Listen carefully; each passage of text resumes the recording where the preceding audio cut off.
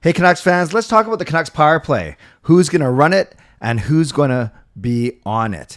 Now, Rick Tocchet, the head coach of the Canucks, was interviewed by Sportsnet's Ian McIntyre last week.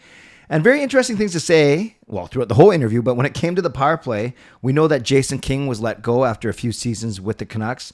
So it sounds like they're going to run the power play by committee. I'm not talking about the players.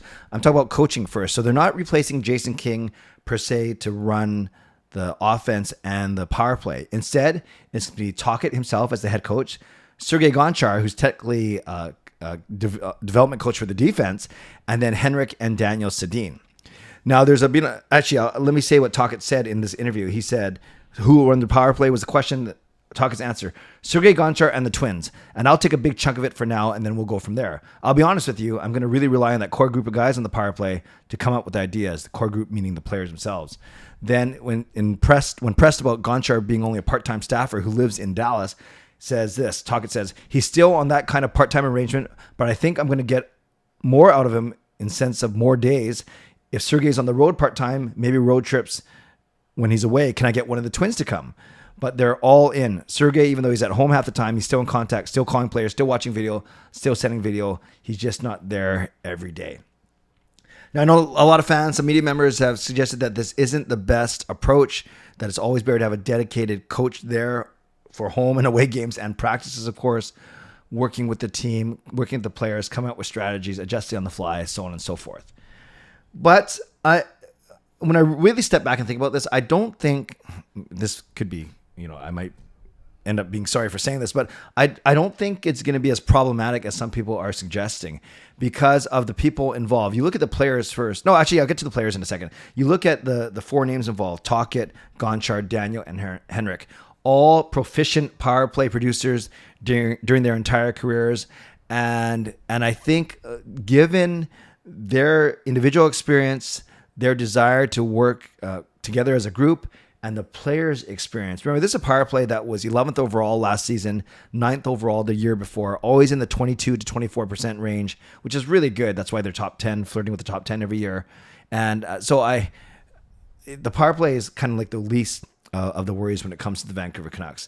And I get that there might be a concern either there's too many cooks in the kitchen, i.e. what happens if Tocchet disagrees with Gonchar, who disagrees with Daniel, who won't disagree with Henrik, but you know what I mean? Or maybe it's the opposite of too many cooks in the kitchen. It's, wow, I wish we had a coach on the bench actually coaching us what to do. So obviously that's where Rick Tocchet comes in. He's still on the bench as the head coach.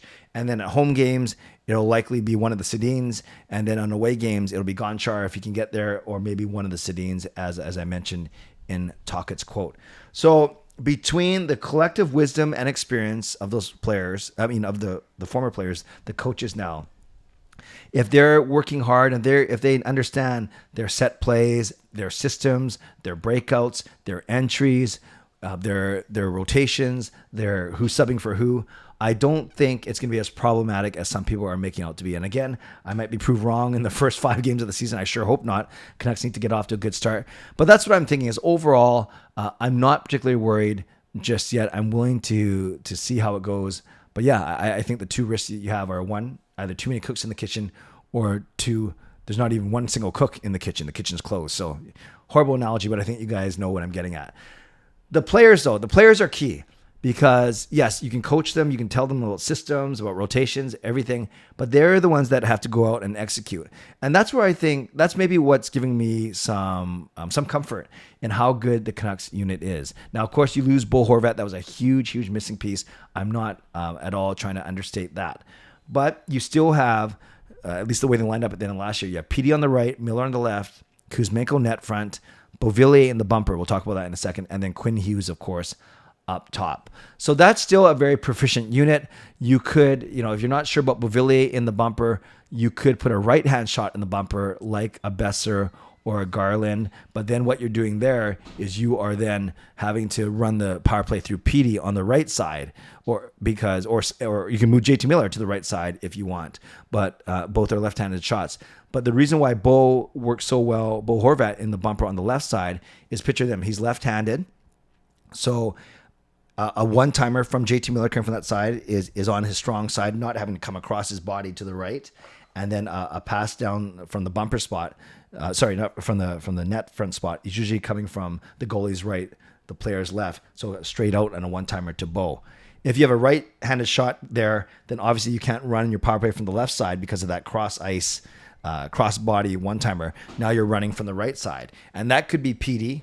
And that could be Miller, because both are left shot guys who are really good passers. I wouldn't put PD in the bumper, although he's got a wicked one-timer. Sometimes it doesn't always hit the net. He's got a really good wrist shot, but I want his bumper guy is you don't run your power play through him. He's kind of like one of the options. I'd rather have PD and or Miller as your primary options in running the power play through them. So whether it's PD and Miller switching spots, whether it's PD staying in a spot, I think you could... I would try Besser or Garland, quite frankly, in the bumper, and now you kind of switch everything and move everything to the right side.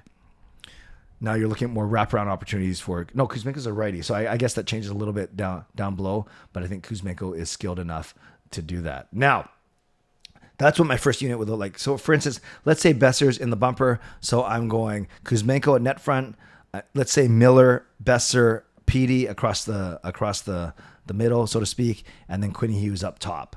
Then for my second unit, I'm using any combination of these players.